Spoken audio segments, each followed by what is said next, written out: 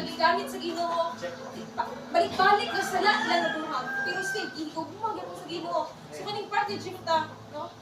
Ano siya okay, ino sa Ginoo, mudaog ka sa imong fight, pero ihalap nimo sa ako kung kinsa may una nga mugawas diha sa imong putahan. Karon paggawas man kay usa yan may usa mo niya anak mo gawas lang sayo sayo tambuhin kay na. So, wala siya mahimo, but still, ang iyang pagdahig dito, Maigson, ang iyang loyalty diya sa Ginoo, hinura gid Lord. Wala siya ka-Abraham nga, wa ko labot, mamatay ako kung nag-usa nga anak nga isa. Madayig natin ka, Lord. Matuman na ako kung sige mo gusto. Amen? No? Sakit kaayo, lisod kaayo ang gusto sa Ginoo kay lisod yun na. Diba? Dahil gusto ang Ginoo sa to, pagdilit ka na. Naidalam nila, hindi ko agad, Lord. I know ang Ginoo mo ibang lihok sa una sa kang kasi. Amen? Ang